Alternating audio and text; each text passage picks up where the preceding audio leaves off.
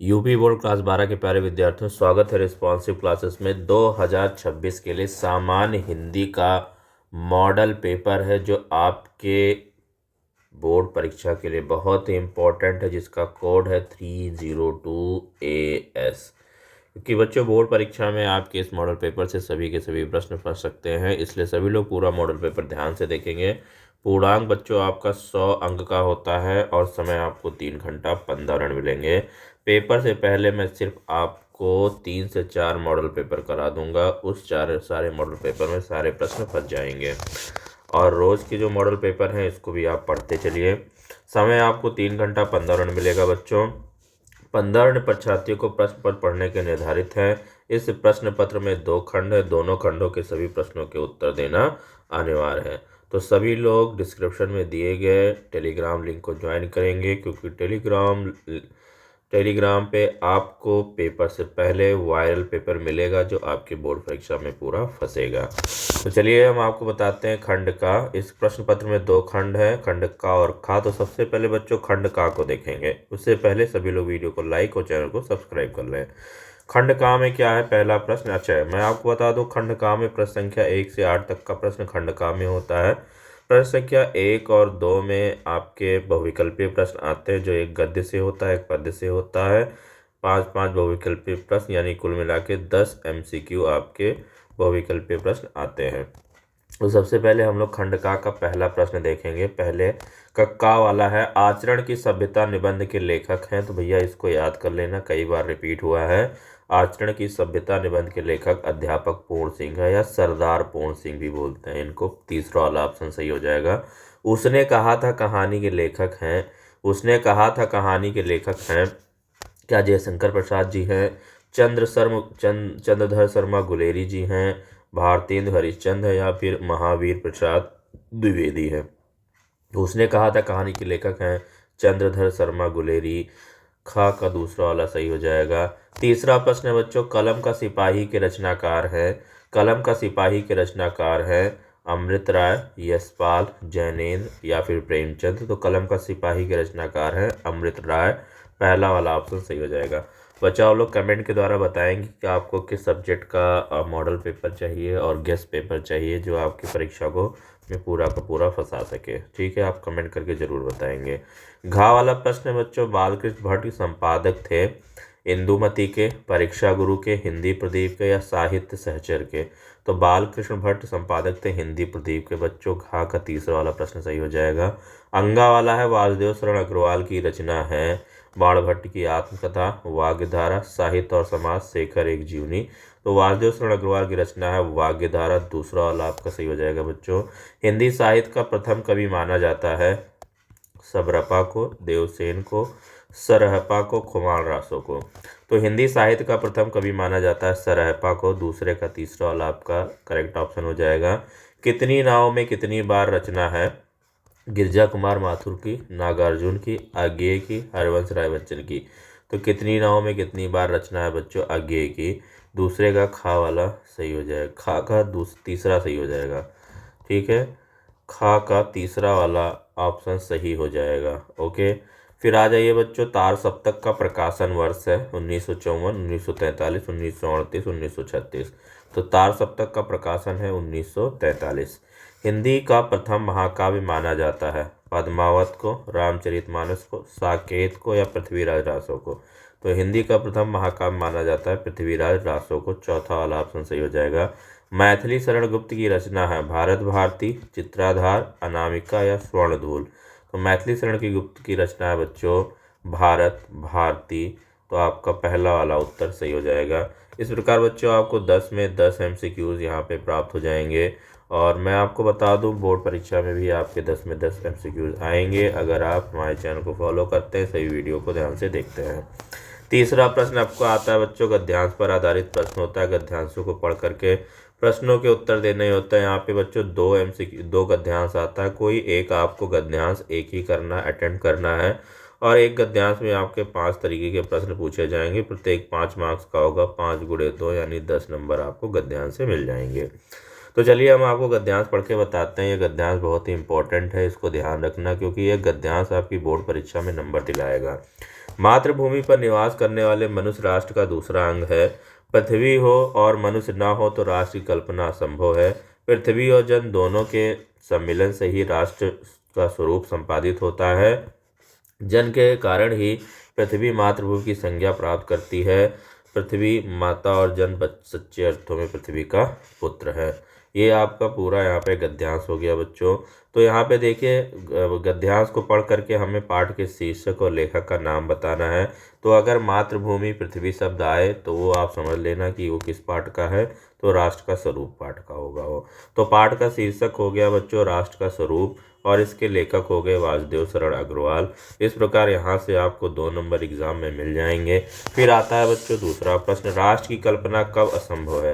राष्ट्र की कल्पना कब असंभव है। तो पृथ्वी हो और मनुष्य ना हो तो राष्ट्र की कल्पना असंभव हो। पृथ्वी हो और मनुष्य ना हो तो राष्ट्र की कल्पना असंभव है। 2 नंबर आपको यहाँ से प्राप्त हो जाएंगे। तीसरा प्रश्न है, पृथ्वी और जन दोनों मिलकर क्या करते हैं। पृथ्वी और जन दोनों मिलकर राष्ट्र का निर्माण करते हैं। फिर आ जाइए चौथा प्रश्न है बच्चों, पृथ्वी कब मातृभूमि की संज्ञा प्राप्त करते हैं। तो पृथ्वी मातृभूमि की संज्ञा जन के कारण ही प्राप्त करती है। पांचवा प्रश्न है बच्चों, रेखांकित अंश की व्याख्या कीजिए। तो रेखांकित अंश जो आपको यहाँ पे दिखा है बच्चों लास्ट की लाइन में क्या दिखा है कि जिस प्रकार माता हमें जन्म देती है, पालन पोषण करती है, हमें प्यार करती है, उसी प्रकार पृथ्वी हमें अन्न देती है। इसकी धूल में हम खेल कर बड़े होते हैं, इसकी हवा में हम सांस लेते हैं। पृथ्वी एक माता के ही समान हमारा पालन पोषण करती है। अतः पृथ्वी एक माता के समान और मनुष्य सच्चे अर्थों में पृथ्वी का पुत्र है। फिर आ जाइए अथवा वाला प्रश्न है। अथवा में है, अच्छा ये आपके 5 प्रश्न हो गए। अगर आपको ऊपर वाला गद्यांश अच्छे से नहीं आ रहा है तो आप दूसरा वाला अटेम्प्ट करना, ठीक है। दोनों को पढ़ करके आपको टिक कर लेना कि कौन सा गद्यांश आपको अटेम्प्ट करना है। 15 मिनट आपको एग्जाम में इसीलिए दिए जाते हैं, पेपर पढ़ने के लिए। लेकिन यहाँ पे जो गद्यांश लिया है ये भी इम्पोर्टेंट गद्यांश है, ये भी आपका एग्जाम में आ सकता है। तो आप इसको आप देखिए और ध्यान से पढ़िए। क्या है कि अशोक का वृक्ष जितना भी मनोहर हो, जितना भी रहस्यमय हो, जितना भी अलंकारमय हो, परंतु उस विशाल सामंत सभ्यता की परिष्कृत रुचि का ही प्रतीक है, जो साधारण प्रजा के परिश्रम पर पली थी। उसके रक्त संसार कानों को खा कर बड़ी हुई थी और लाखों करोड़ों उपेक्षा से जो समृद्ध हुई थी, वह सामंत उखड़ और दोनों उत्सव की धूमधाम भी मिट गई। तो यहाँ पे देखिए अशोक का वृक्ष सबसे ही आ गया, तो पाठ का नाम आपका अशोक के फूल हो जाएंगे और लेखक का नाम हो जाएगा हजारी प्रसाद द्विवेदी। यहाँ से आपको 2 नंबर मिलेंगे। फिर बोला है कि सामंत सभ्यता की परिष्कृत रुचि का प्रतीक कौन है। तो सामंत सभ्यता की परिष्कृत रुचि का प्रतीक अशोक का वृक्ष है। तीसरा प्रश्न है, लाखों करोड़ों की उपेक्षा से कौन समृद्ध हुई थी। तो लेखक के अनुसार लाखों करोड़ों की उपेक्षा से सामंतवाद समृद्ध हुआ था। चौथा प्रश्न है, आज उसे सामंत सभ्यता की क्या स्थिति है। तो लेखक के अनुसार आज उसे नहीं, यहाँ पे उस होगा। लेखक के अनुसार आज उस सामंती सभ्यता की स्थिति यह है कि वे उखड़ गए हैं, उनका समाज ढह गया है और उनके विलासितापूर्ण जीवन की धूमधाम मिट गई है। फिर 5वां प्रश्न है बच्चों, रेखांकित अंश की व्याख्या कीजिए। तो आप यहाँ देख पा रहे होंगे जो यहाँ पे रेखांकित अंश था, यहाँ पे 2.5 लाइन नीचे की, इसको अपने शब्दों में लिखना है। तो हमने क्या लिखा है इसको ध्यान से पढ़िए। लेखक का कहना है कि संसार का नियम है कि जो वस्तु अथवा परंपरा वह समय के साथ परिवर्तन होती ही है, कुछ समय पश्चात उसके स्वरूप में आमूलचूल परिवर्तन होकर वह एक भिन्न रूप में हमारे सामने होती है। यही बात संस्कृति के संदर्भ में भी होती है। यही कारण है कि कभी सम्राटों और सामंतों ने जिस विलासी और चाटुकार संस्कृति को जन्म दिया था, वह मन को लुभाने वाली और व्यक्ति को उन्मुक्त करने वाली संस्कृति धीरे धीरे समाप्त हो गई है। फिर आ जाइए यहाँ पे चौथा प्रश्न है बच्चों, दिए गए पद्यांश पर आधारित निम्नलिखित प्रश्नों के उत्तर दीजिए। तो बच्चों मैं आपको बता दूं यहाँ पे भी आपके 2 पद्यांश पूछे जाएंगे। एक ही पद्यांश आपको करना है, एक ही पद्यांश बच्चों आपको करना होगा जो आपको अच्छे से आता होगा। और इस पद्यांश में भी 5 प्रश्न पूछे जाएंगे, 5 गुणे 2 यानी 10 नंबर का आपका पद्यांश भी आता है। तो देखिए हम सबसे इम्पोर्टेंट वेरी वेरी इम्पोर्टेंट पद्यांश की बात कर रहे हैं, इसको ध्यान से समझ लेना, एग्ज़ाम में ज़रूर आएगा। मेरे प्यारे नौ जलद से कंज से नेत्र वाले, और जाके आए ना मधुबन से ओनो भेजा संदेशा। मैं रो रो के प्रिय विरह से बावली हो रही हूँ, जाके मेरी सब दुख कथा श्याम को तू सुना दे। ज्यों ही मेरा भवन तज तू अल्प आगे बढ़ेगी, शोभा वाली सुगंध कितनी मंजू कंजे मिलेंगी।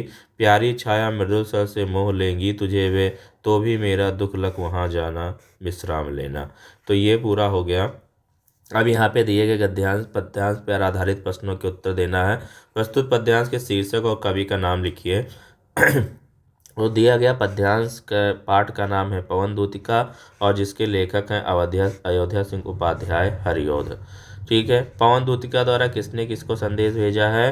तो पवन दूतिका के द्वारा राधा पवन को दूती बनाकर कृष्ण को संदेश भिजवाती है। 2 नंबर यहाँ मिलेंगे, 2 नंबर यहाँ से आपको मिल जाएंगे।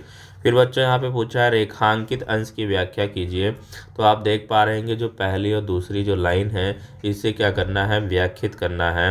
रेखांकित अंश की व्याख्या क्या है कि राधा पवन रूपी दूती को कृष्ण के विरह और अपनी विरह व्यथा सुनाते हुए कहती हैं, जब से मेरे प्राण प्रिय नए बादलों के समान श्याम वर्ण कमल से नेत्र वाले कृष्ण मथुरा गए हैं, तब से ना ही वे मधुबन लौट कर आए और ना ही कोई संदेशा इन्होंने भेजा है।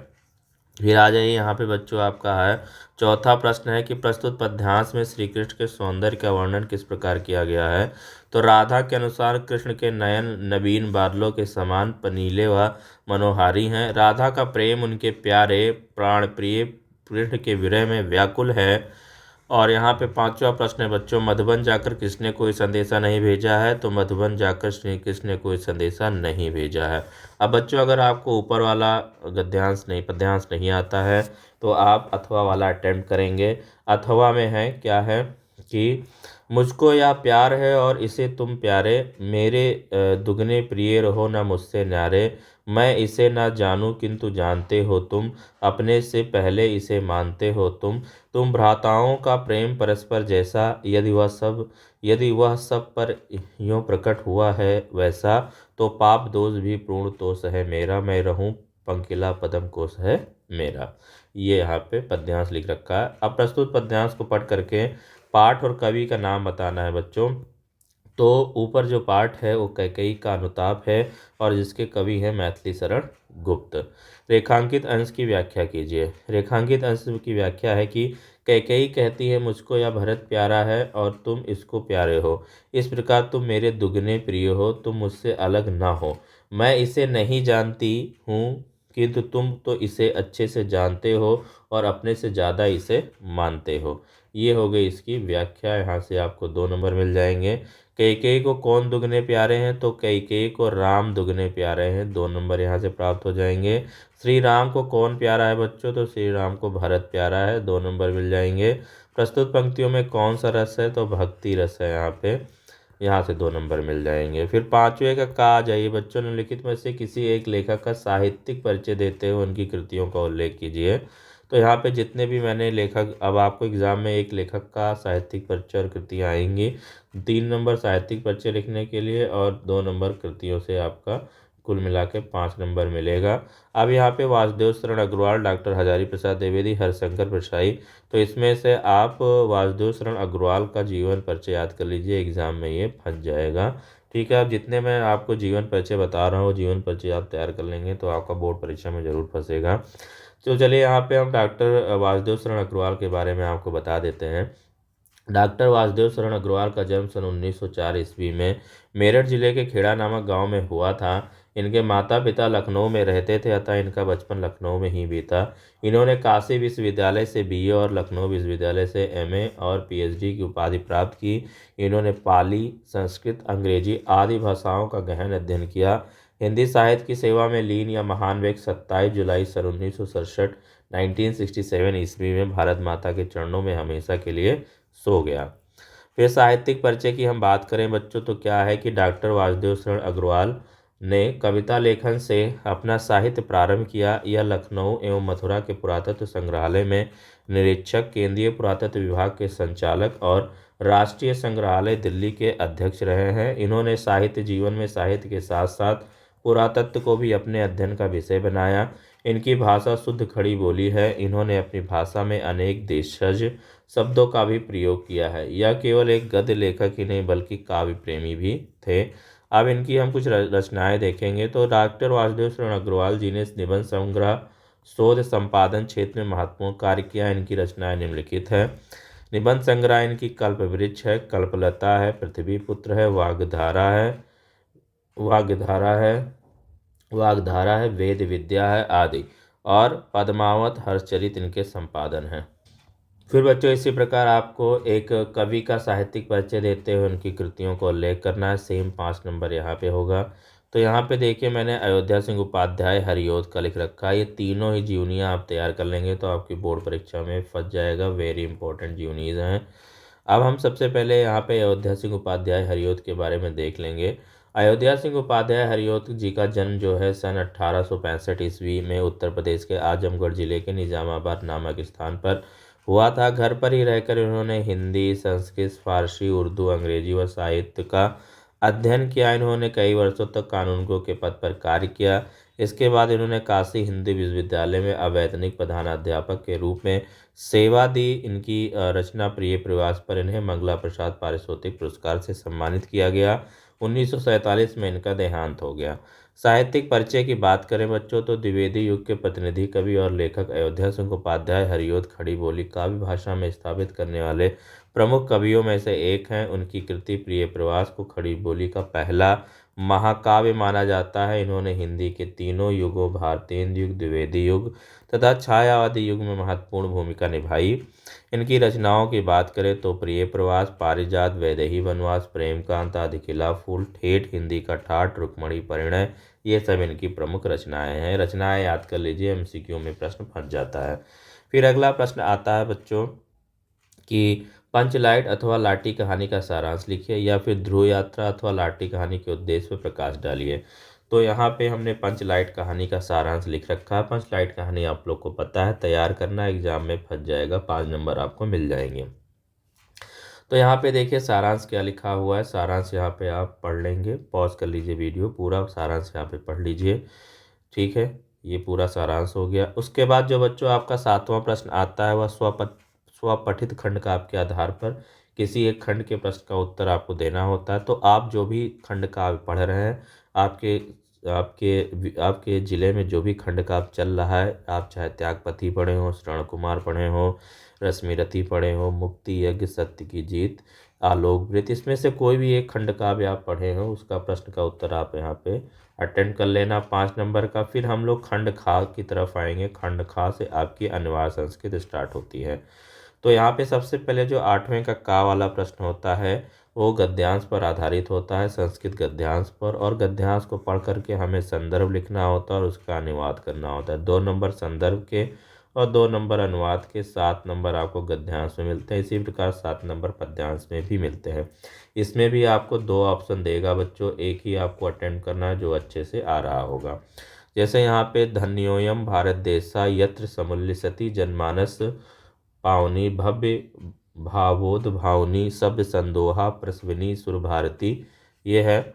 तो यहाँ पे प्रस्तुत पद्यांश गद्यांश को पढ़ करके हमें पता चला जो प्रस्तुत गद्यांश है हमारी पाठ्य पुस्तक संस्कृत के संस्कृत भाषाया महत्व नामक पाठ से ये अवतरित है, जिसका अनुवाद है, यह भारत देश धन्य है जहाँ मनुष्यों के चित्त को शुद्ध करने वाली, अच्छे भावों को उत्पन्न करने वाली, शब्द के समूहों को जन्म देने वाली देववाणी सुशोभित है, विद्यमान संपूर्ण साहित्यों में इसका साहित्य सर्वश्रेष्ठ सुसंपन्न है। यही भाषा संस्कृत नाम से भी संसार में प्रसिद्ध है। हमारे रामायण, महाभारत आदि ऐतिहासिक ग्रंथ, चारों वेद, समस्त उपनिषद, 18 पुराण तथा अन्य महाकाव्य, नाटक आदि इसी भाषा में लिखे गए हैं। अब इसके साथ अथवा वाला प्रश्न है, अगर आपको ऊपर वाला नहीं आता तो अथवा वाला अटेंड कर लेना बच्चों। ठीक है। याज्ञवल्क्यो मैत्री मुवाच मैत्री उद्यासनस अहम अस्मात् स्थानादस्मि, ये पूरा यहाँ पे गद्यांश लिख रखा है, संस्कृत गद्यांश। इसको पढ़ करके हमें इसका संदर्भ लिखना है।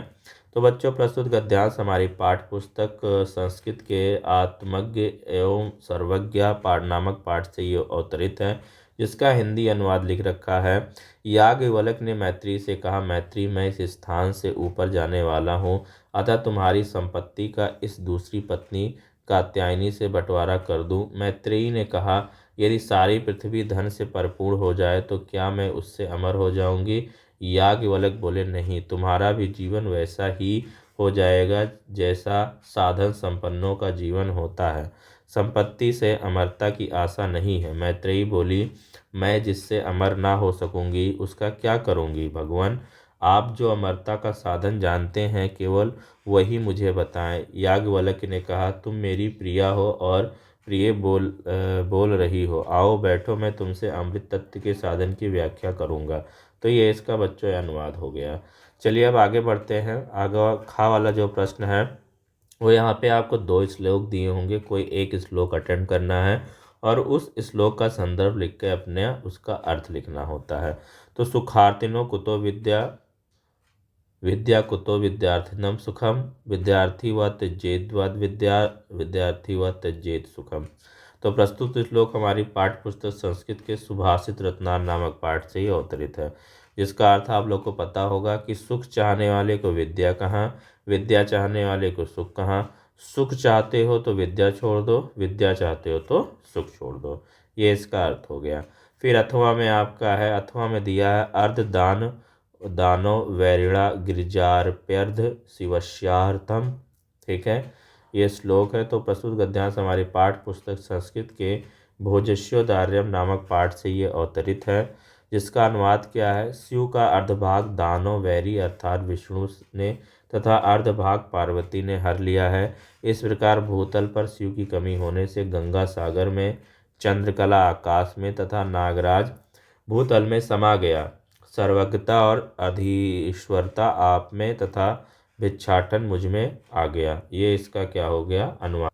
अब बच्चों अगला प्रश्न है, निम्नलिखित मुहावरों और लोकोक्तियों में से किसी एक का अर्थ लिखकर वाक्य में प्रयोग कीजिए। तो यहाँ पे है, आंखें चार होना, आंखों का तारा होना, बहुत प्यारा होना, पानी पानी होना, सावन हरे न बादों सूखे। तो बच्चों आपको बताना है, आंखें चार होना का मतलब है कि आमने सामने होना या अचानक मिल जाना। फिर तीसरा है पानी पानी होना, पानी पानी होना का मतलब होता है शर्मिंदा होना। सावन हरे न भादो सूखे, इसका मुहावरे का अर्थ आपको कमेंट करके बताना है। ठीक है, सावन हरे न भादो सूखे का वैसे अर्थ होता है सदा एक ही दिशा या एक ही स्थिति में रहना। फिर 10वां प्रश्न बच्चों आपका आता है, अपठित गद्यांश पर आधारित प्रश्न होता है। यहाँ पे 5 नंबर में आपका अपठित गद्यांश आता है। तो यहाँ पे मैं एक अनसीन पैसेज पढ़ रहा हूँ और उसके आधार पर यहाँ पे मैं आपको प्रश्न दूंगा, उन प्रश्नों के उत्तर आपको बताना है। अपठित गद्यांश पर आधारित प्रश्नों के उत्तर दीजिए। आज़ाद भारत में दुर्गा भाभी को उपेक्षा और सम्मान दोनों प्राप्त हुए। सरकारों ने उन्हें पैसा के से तौलना चाहा। कतिपय वर्ष पूर्व उनके सम्मान में आयोजित एक समारोह में तत्कालीन मुख्यमंत्री ने उन्हें 51,000 भेंट किए।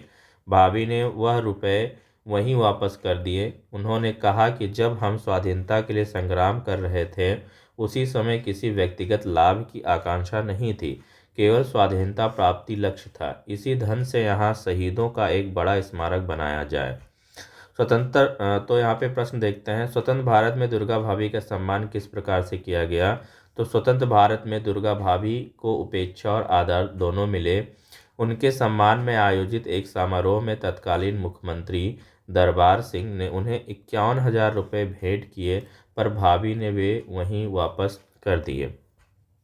दूसरा प्रश्न है, स्वाधीनता संग्राम में भाग लेने का लक्ष्य क्या था? तो देश की स्वतंत्रता का लक्ष्य था। तीसरा प्रश्न है, दुर्गा को सम्मान में जो धन भेंट किया गया उससे किस हेतु प्रयोग करने के लिए लौटा दिया गया? दुर्गा भाभी ने भेंट स्वरूप प्रदान किए गए रुपए लेने से इनकार कर दिया। उन्होंने इस पर कहा, जब हम आज़ादी के लिए संघर्ष कर रहे थे उस समय किसी व्यक्तिगत लाभ या उपलब्धि की उपेक्षा नहीं थी, केवल देश की स्वतंत्रता ही हमारा ध्येय था। उस ध्येय पथ पर हमारे कितने ही साथी अपना सर्वस्व न्यौछावर कर गए। फिर आप आ जाइए का वाला प्रश्न है, निम्नलिखित शब्द युग्मों का सही अर्थ चयन करके लिखिए। अविराम और अभिराम। तो अविराम होता है बिना रोक के और अभिराम होता है लगातार और सुंदर। तो ये आपका गा का बी वाला उत्तर सही हो जाएगा। बात और वात, तो बात मतलब वार्ता और वात मतलब हवा, ये आपका सेकंड का ए वाला सही हो जाएगा। खा वाला प्रश्न है, निम्नलिखित शब्दों में से किसी एक शब्द के 2 अर्थ लिखिए। तो देखिए यहाँ पे वर तो वर का दो अर्थ क्या हो जाएगा? वर मतलब एक तो दूल्हा होता है, और दूसरा जो वर का अर्थ होता है श्रेष्ठ होता है। श्रेष्ठ या फिर उत्तम के लिए भी हम वर का इस्तेमाल करते हैं। फिर बच्चों यहाँ पे देखिए राग, तो राग के दो अर्थ हो सकते हैं, जैसे कि एक विशेष प्रकार का कोई गाना या गान, और राग का मतलब होता है प्रेम, है ना। आप ये लिख लेना, अनुराग या फिर प्रेम, ठीक है। फिर आ जाइए यहाँ पे बच्चों, अगला प्रश्न है निम्नलिखित वाक्य, अच्छा द्विज वाला जो है आपको कमेंट करके बताना है, इसके दो अर्थ आपको कमेंट करने हैं। निम्नलिखित वाक्यांशों के लिए एक शब्द का चयन करके लिखिए। जो ईश्वर में विश्वास करता हो, आस्तिक, जानने की इच्छा रखने वाला, जिज्ञासु, ठीक है। फिर यहाँ पे निम्नलिखित में से किन्हीं दो वाक्यों को शुद्ध करके लिखिए। उसने 3 पुस्तकें खरीदी। उसने 3 पुस्तकें खरीदी, खरीदा नहीं, उसने 3 पुस्तकें खरीदी। कृपया मेरे सामानों पर ध्यान रखना, नहीं, कृपया मेरे सामान पर, सामानों नहीं होता, सामान पर ध्यान रखना, ये सही हो जाएगा। मैं भोजन कर लिया हूँ, मैंने भोजन कर लिया है, मैंने भोजन कर लिया है, ये इसका सही होगा। एक पुरुष और एक स्त्री जा रही हैं। एक पुरुष और एक स्त्री जा रही हैं, नहीं, एक पुरुष और एक स्त्री जा रहे हैं, ये इसका सही हो जाएगा। फिर आपका 12वां वाला प्रश्न आता है बच्चों, वीर अथवा करुण रस के लक्षण एवं उदाहरण सहित लिखिए। यमक अथवा श्लेष अलंकार के लक्षण एवं उदाहरण लिखिए। चौपाई अथवा सोठा छंद के लक्षण एवं उदाहरण लिखिए, ठीक है। तो आपको रस छंद अलंकार से आपको प्रिपेयर करना है, 2 2 2 4 2 6 नंबर का आएगा। 13वां प्रश्न है, अपने प्रधानाचार्य को छात्रवृत्ति के लिए एक आवेदन पत्र लिखिए। अपने मोहल्ले की नालियों की सफाई हेतु नगर निगम के स्वास्थ्य अधिकारी को एक पत्र लिखिए। 14वां प्रश्न है बच्चों, निम्नलिखित विषयों में से किसी एक पर निबंध लिखना है आपको।